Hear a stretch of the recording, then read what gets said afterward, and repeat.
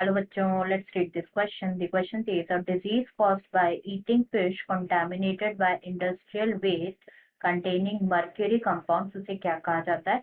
Option है osteosclerosis, second Hashimoto's disease, third Bright's disease या फिर फोर्थ मीनामाटा डिजीज। तो सबसे पहले बात करेंगे यहाँ पे की कॉन्सेप्ट की। तो जो की कॉन्सेप्ट इस क्वेश्चन में यूज किया गया है that is disease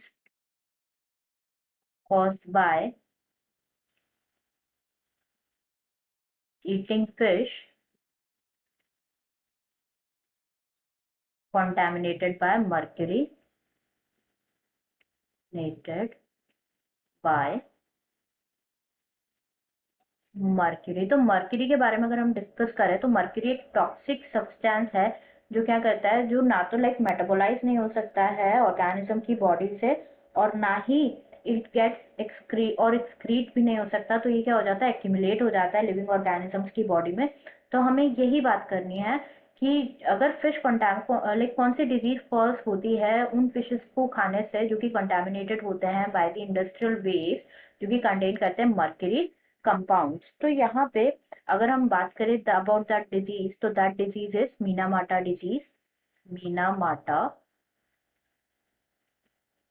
Minamata disease जो एक न्यूरोलॉजिकल सिंड्रोम है, न्यूरोलॉजिकल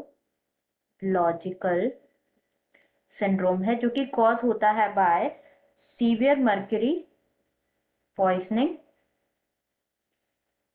साइंस एंड सिम्टम्स के बारे में अगर हम बात करें तो इट इंक्लूड क्या, एक तो first the sign and symptoms are ataxia, numbness हो जाती है हैंड्स में, numbness in hands and feet. Next symptom include general muscle weakness, general muscle weakness, loss of peripheral vision, loss of peripheral vision, etc. These are few signs and symptoms of the Minamata diseases. तो in extreme cases क्या होता है, it cause paralysis हो सकता है इससे, comma और death भी हो सकती है follow within weeks of the onset of symptoms. तो जो कॉन्जेनाइटल फॉर्म है इस डिजीज का वो इफेक्ट करता है, वो जो फीटस होता है ना वॉर्म में उनको भी इफेक्ट करता है। एंड जो मीनामाटा डिजीज है ये फर्स्ट डिस्कवर की गई थी इन मीनामाटा सिटी इन क्यूमामोटो प्रेफेक्चर जापान इन 1956 में डिस्कवर हुई थी। ये कॉज हुआ था बाय रिलीज ऑफ जो मिथाइल मर्क्यूरी था in the industrial waste water, इससे कॉज हुआ था from the Chisso corporation chemical factory जो कि कंटिन्यूड फ्रॉम 1932 टू 1968। एंड जो हाईली टॉक्सिक केमिकल है वो क्या हो गया, बायो एक्यूमुलेट हो गया शेल फिश